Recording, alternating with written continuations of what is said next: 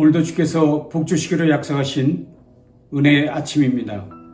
우리 같이 오늘도 말씀 묵상의 자리로 나아가도록 하겠습니다.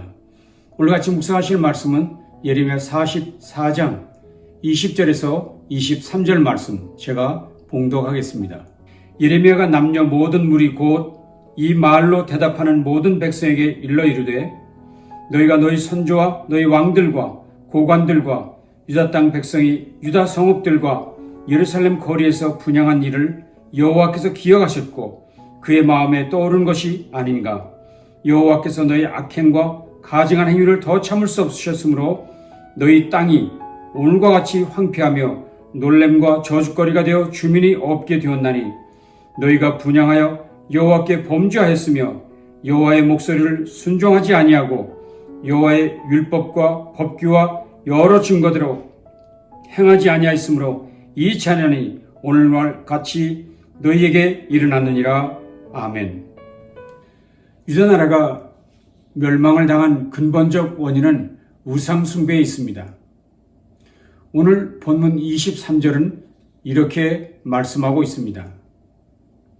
너희가 분향하여 여호와께 범죄하였으므로 여호와의 목소리를 순종하지 아니하고 여호와의 율법과 법규와 여러 증거대로 행하지 아니하였으므로 이 재난이 오늘과 같이 너에게 일어났느니라. 유다 백성들이 하늘의 여왕에게 분향하고 절하는 죄를 지었기 때문에 하나님께서 그들에게 재앙을 내리셨다고 말씀하고 있습니다. 맞는 말씀이지요. 그들은 하나님만 섬기기로 한 언약 백성임에도 불구하고 그분의 말씀에 불순종하며 여호와의 율법과 증거대로 살지 않고 오히려 우상을 섬김으로 징계를 받아 나라는 망하고 백성들은 재난을 당하게 된 것입니다. 그런데도 유다 백성들은 하나님의 이 같은 말씀에도 전혀 죄의식이 없었다는 데 문제가 있습니다. 우상 숭배에 대한 죄의식이 전혀 없었다는 것입니다. 그들은 이런 말을 했습니다. 하늘의 여왕에게 분향하고 그 앞에 전제를 드리리라. 그때에는 우리가 먹을 것이 풍부하며 복을 받고 재난을 당하지 아니하였더니 우리가 하늘의 여왕에게 분향하고 그 앞에 전제 드리던 것을 패한 후부터는 모든 것이 궁핍하고 칼과 기근에 멸망을 당하였느니라. 무슨 말을 그들이 하고 있나요? 우상에게 분향하고 제사 드릴 때 먹을 것이 풍부하고 복을 받고 재난을 당하지 않았다는 것입니다. 그러면서 그들은 말하기를 오히려 하늘의 여왕에게 제사를 못할 때 모든 것이 궁핍하고 칼과 기근에 멸망을 당한다는 아주 해괴한 주장을 하고 있는 것입니다. 그래서 우상에게 절하는 것에 대해서 전혀 문제가 없다는 것, 오히려 더욱 하늘의 여왕에게 이제부터는 더 제사를 해야 되겠다는 주장을 하는 것입니다. 아주 뻔뻔스러운 모습이라 할 수 있겠습니다. 심지어 그들은 이런 말도 했지요. 여인들은 이르되 우리가 하늘의 여왕에게 분향하고 그 앞에 전제를 드릴 때 어찌 우리 남편의 허락 없이 그의 형상과 같은 과자를 만들어 놓고 전제를 드렸느냐 하는지라. 그 아내들은 남편의 동의를 얻고 제사를 했다는 것입니다. 결국 여인네들만 우상을 섬긴 것이 아니라 남편과 함께 또는 남편의 동의하에 우상을 섬겼다는 것입니다. 이들의 주장이 선을 넘는 이야기였다는 것을 우리가 인식할 수 있을 것입니다. 이스라엘의 문제는 하나님의 말씀을 어기며 우상을 숭배하면서도 죄의식이 전혀 없었다는 데 문제점이 있습니다. 이 같은 일은 이스라엘 전체 역사 가운데 공통적으로 나타난 근본적 죄악이라고 이야기할 수 있습니다. 아담과 하와가 선악과를 따먹은 것도 결국은 하나님보다 지혜롭게 되는 일을 최우선순위에 둔 전형적인 우상숭배의 모습이라 할 수 있습니다. 그런 면에서 아담과 하와의 범죄는 인류가 짓는 죄의 전형적 모델이 되었다고 얘기할 수 있을 것입니다. 그래서 팀 켈러 목사님은 인간의 죄는 결국 우상 숭배라고 단정 지었습니다. 인간의 죄는 우상 숭배라. 우리가 이번 예레미야서 묵상을 거듭하면서 우리의 뇌를 위해서 떠나지 않는 생각이 있습니다. 그래, 이스라엘 백성은 하나님의 명령에 불순종하여 우상을 섬김으로 망하게 된 것을 이제 우리도 알았고 그것이 얼마나 무서운 죄인 줄도 알게 되었습니다. 자, 그런데 이스라엘 백성처럼 하나님의 특별한 사랑을 받은 백성이 저렇게 우상에게 사로잡혀 살고 드디어 망하게 되었다는 사실이 잘 이해되지 않는다는 것입니다. 과연 그들은 하나님으로부터 구체적인 명령을 받은 사람들이었습니다. 특별한 사랑을 받은 사람들입니다. 우상을 섬기는 백성에게 진노가 어떻게 임하는지 경험했던 사람들입니다.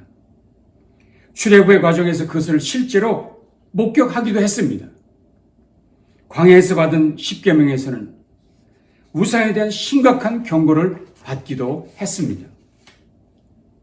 그리고 수많은 선지자들을 통해서 하나님 말씀해 주시기도 하셨지요. 그런데도 왜 그들은 깨닫지 못하고 저렇게 엉뚱한 말을 거듭하고 있는가 하는 의구심이 든다 하는 것입니다. 그래서 우리 중에 어떤 이들은 혹 이런 생각을 할 수 있을 것입니다. 적어도 우리는 그런 사람은 되지 않을 거야. 우리에겐 이스라엘 백성들 같은 그런 종류의 우상들, 사람이 손으로 만든 것들을 섬기는 일은 있을 수 없겠지. 그러니 성경에서 말하는 우상 숭배는 나하고는 상관이 없어. 나하고는 관계가 없는 일이지. 과연 여러분은 이런 생각을 하고 계시지는 않으십니까? 과연 우리 모두는 이 우상의 문제에서 자유로울 수 있을까요? 과연 나는 우상의 문제에 대해서 상관없다고 얘기할 수 있을까요? 만약 그 말이 사실이라면 구약의 모든 말씀들은 우리에게 의미가 없다고 이야기를 해야 할 것입니다. 그러나 과연 나와는 관계없는 말씀, 결코 상관없는 일이라고 이야기할 수 있을까요?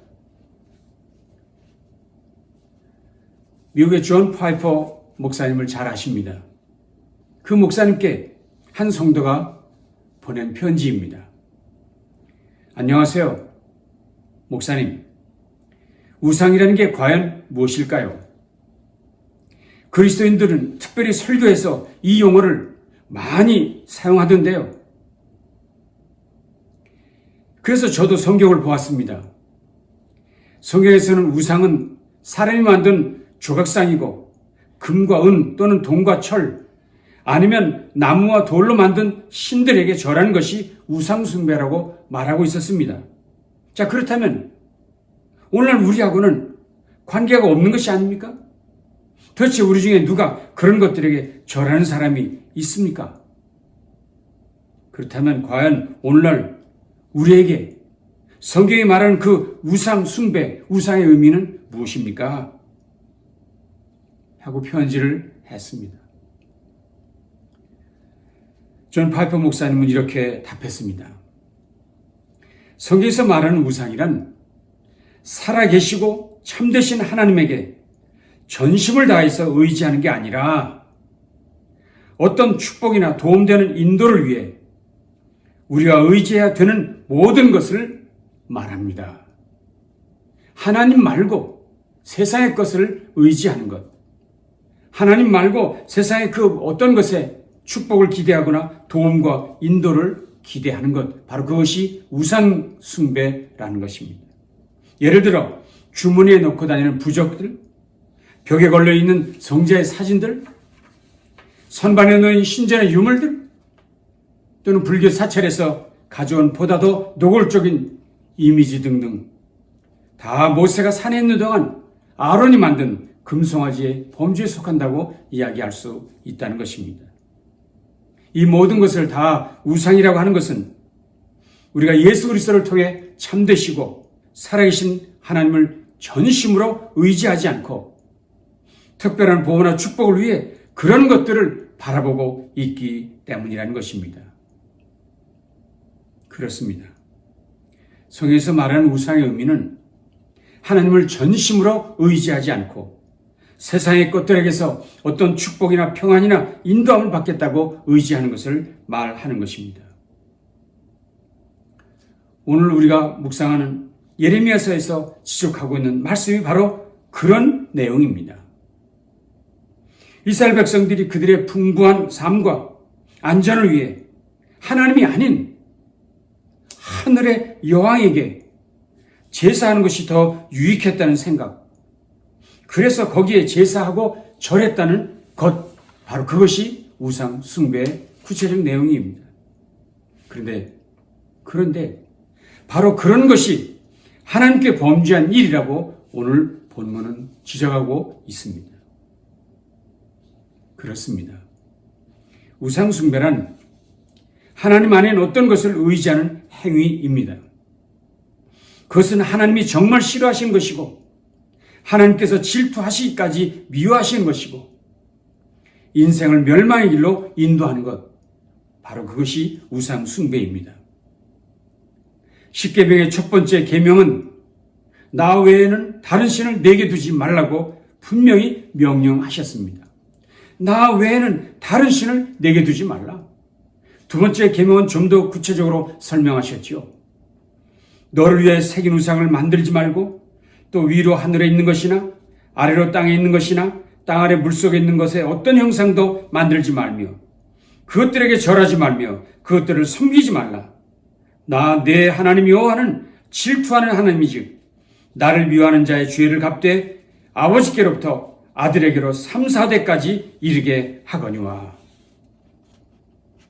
하나님은 우리가 오직 그분만을 의지하고 오로지 그분에게만 모든 경외와 경배를 드리길 원하고 계십니다.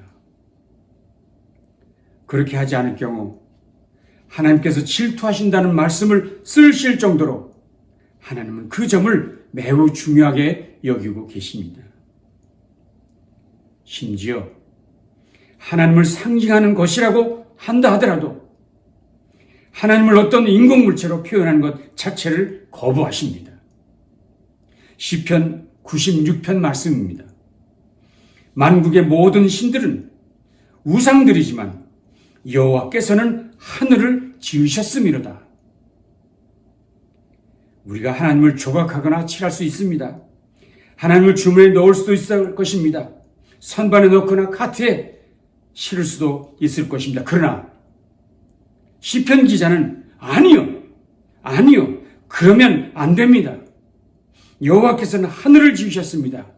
여호와께서는 천지의 창조주이십니다. 라고 외치고 있습니다. 다시 말하면 어떤 식, 어떤 모양으로든지 하나님의 형상조차도 만들어서는 안 된다고 이야기합니다. 시편 115편은 좀 더 구체적으로 이렇게 말하고 있습니다. 그들의 우상들은 은과 금이요 사람이 손으로 만든 것이라 입이 있어도 말하지 못하며 눈이 있어도 보지 못하며 귀가 있어도 듣지 못하며 코가 있어도 냄새 맡지 못하며 손이 있어도 만지지 못하며 발이 있어도 걷지 못하며 목구멍이 있어도 작은 목소리조차 내지 못하느니라. 우상들을 만드는 자들과 그것들을 의지하는 자들이 다 그와 같으리로다. 그런 형상, 그것이 하나님을 생각하는 것이라 하더라도 금해야 한다고 이야기하는 것입니다. 우리가 잘 아는 팀 켈러 목사님은 이런 말씀을 하신 일이 있습니다.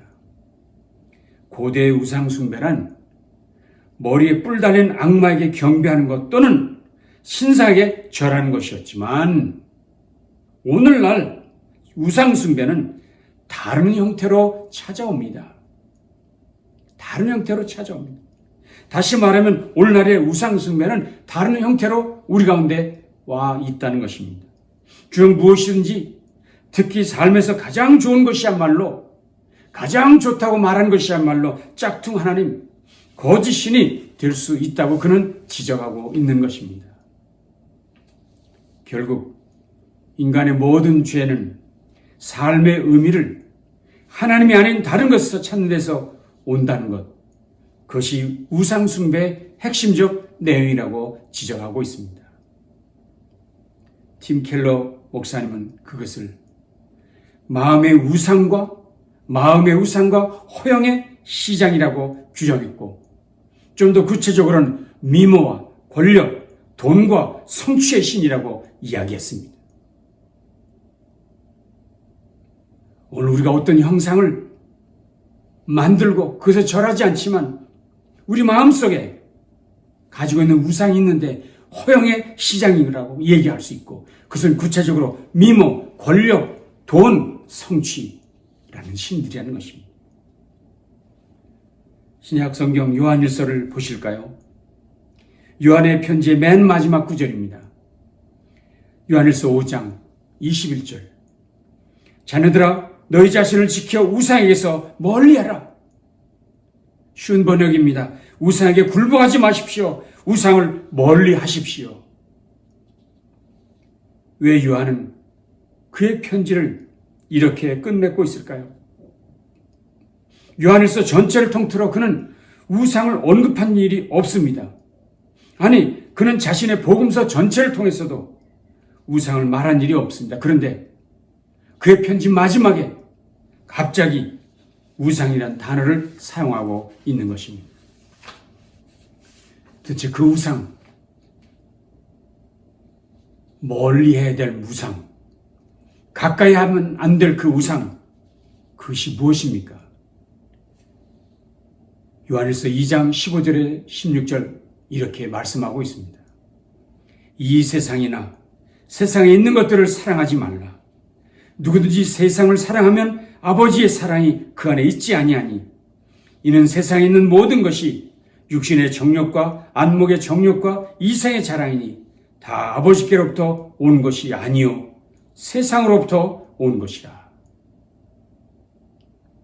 결국 사도 요한이 우상으로부터 자신을 지키라 라고 말씀했을 때, 그가 말하는 자신을 지키고 멀리해야 될 우상은 어떤 형상들이 아닌 하나님을 향한 우리의 사랑과 경쟁하고 있는, 비교되고 있는 이 세상 모든 것들임을 강조하고 있다는 것을 알 수 있습니다.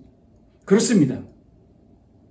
어떤 형상을 가진 우상을 표면적 우상이라고 말할 수 있을 것입니다. 그것들은 구체적이고 눈에 잘 띕니다. 물론 이런 표면적 우상들도 우리는 가까이 하면 안 됩니다. 그러나 사실 이보다 더 무서운, 더 두려운 우상이 있습니다. 그것이 무엇입니까? 숨겨진 우상, 눈에는 보이지 않는 우상, 근원적 우상이라 할 수 있습니다. 근원적 우상. 이것이 더 큰 문제입니다. 그것들은 우리들의 마음속에 숨겨진 하나님보다 더 사랑하는 것들, 육신의 정욕, 안목의 정욕, 이생의 자랑들이라 말했습니다. 그것들은 세상에 있는 모든 것들인데, 다른 말로 하면 곧 육신의 욕망, 눈의 욕망, 살림살이의 자랑거리들이라 얘기할 수 있습니다. 이것들은 모두 하나님보다 그런 것들에 더 관심을 갖고 그런 것들에 마음을 두게 하고 사랑하고 추구하게 하는 모든 것들이 될 수 있습니다. 하나님보다 세상의 육신의 욕망, 하나님보다 눈이 가지고 있는 욕망, 하나님보다 살림살이의 자랑거리들에 더 관심 가지고 더 집중하는 것, 바로 그런 것들이 오늘날 우리가 가지고 있는 우상 숭배의 형태라는 것입니다. 여러분, 이런 것들이 우리를 멸망의 길로 이끕니다. 우리의 가족과 공동체를 망하게 만드는 것이 바로 이런 것들입니다. 표면적 우상만 아니라 이런 근원적 우상들이 문제라는 것, 우리 속에 있는 이런 근원적 우상들로부터 우리 자신을 지켜내야만 합니다. 이런 것들 앞에 결코 무릎 꿇지 말아야 합니다. 이런 숨겨진 우상들을 단호하게 거절하며 물리쳐야 합니다. 그리고 오직 만복의 근원 되신 여호와 하나님만 믿고 따라가는 저 여러분 되어야 합니다. 우리의 유일한 기쁨과 소망은 그런 욕망과 그런 기쁨과 그런 자랑거리에 있는 것이 아니라 오직 하나님에게만 있는 것을 확신하고 우리 모두 그 길에 서야 합니다. 우리의 호흡이 멈추는 그 순간까지 오직 그분만으로 만족하고 그분만으로 기뻐하는 저 여러분 모두 되시기를 주님의 이름으로 축원합니다. 기도하시겠습니다. 존귀하신 주님, 오늘도 우리에게 오직 주님만이 나의 기쁨이며 주님만의 유일한 행복의 원인인 것을 확신하게 하시고 그분만을 바라볼 수 있는 귀한 믿음 주시니 감사합니다. 우리 속에 숨겨진 모든 근원적 우상을 벗어던지고 오직 주님만 의지하고 주님으로만 기뻐 감사하는 우리의 삶이 될 수 있도록 도와주시옵소서. 예수님 존귀하신 이름으로 간절히 축복하며 기도합니다. 아멘. 남날도 주님과 함께 동행하시기 바랍니다.